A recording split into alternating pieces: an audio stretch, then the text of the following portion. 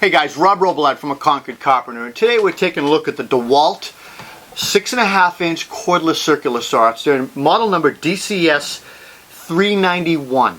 It's a 20-volt lithium-ion powered circular saw. It's powered by the 3.0 amp-hour batteries, 20 volt, and which have the nice fuel gauge on the back. I like that.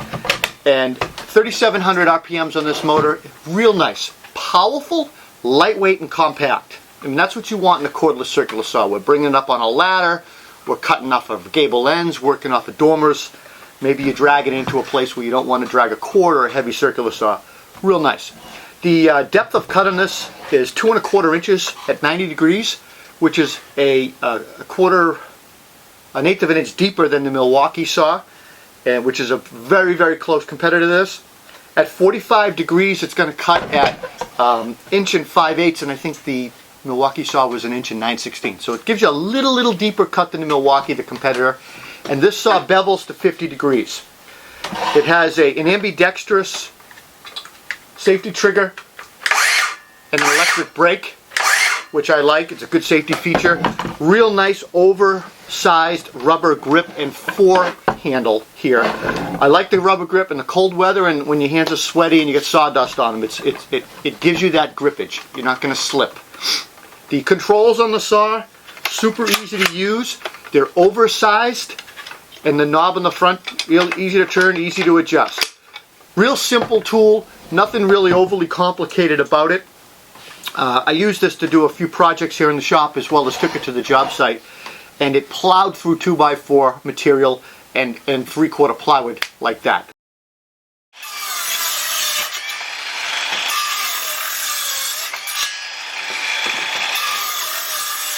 Right through it. Real easy to use, real powerful. I was impressed with the saw. A couple things I did not like about the saw. While I like the magnesium base and guard here, because it obviously makes this tool lighter, DeWalt used a PVC guide, safety guard on the bottom, and when you're dropping this down or you're putting it down on the floor or whatever, I'm going to think that over time that's either going to crack, or maybe in the cold weather here in the Northeast, that might crack. I could be wrong on this, but I get nervous when I see plastic on tools. I don't like that I have to flip the tool over to look at the battery, the fuel gauge. On competitor models, it's right here. You just look at it right here on the top. And probably, well actually no, one more thing. It doesn't come with a rip guide, and it only comes with one battery. This is supposed to be a kit. When you buy a kit, I would think that a rip guide would come with it, as well as a second battery. Second batteries are important to me anyway, because if you're doing a lot of work, you want to be able to keep going. While one battery's charging, the other battery's going. And then probably the thing that I think DeWalt needs to really pay attention to is the line of sight on this saw. There's 2 notches here at the very top, left and right. There's a big notch, left and right. The right is the 45, the left is the 0. When you're set at 0 degrees and you're cutting a straight line, one would assume that you would line your line up on the slot and cut, and that you'd either be cutting on your line or leaving it exposed a little bit. Well, in actuality, the blade is even further. It's about 1/8 of an inch to the left. It's very deceiving, and when I looked closer, the 0 line, there's a little mark in from that line. And to be honest with you, I shouldn't have to be putting this much thought into cutting a straight line. I want to line it up, I want to line up that gauge, that notch on my line, and I want to rip. So you guys need to take a better look at this. Frankly, this whole bevel assembly here is in the way. We need, you need to put a little bit more straight lines. Give us something to follow. Give us a straight line, a groove, and give us a line and a groove or a notch here that's very accurate.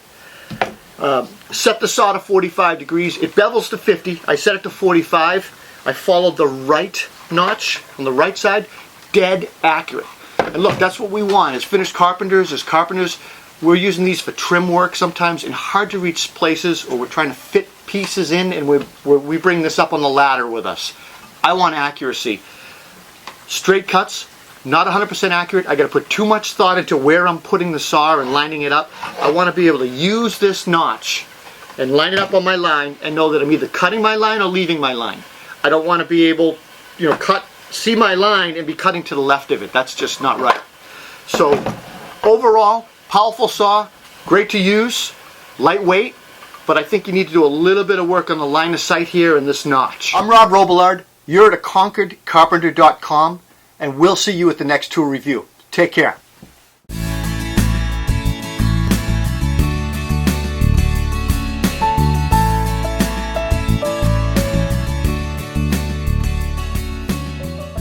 For expert reviews and problem-solving advice, visit ConcordCarpenter.com.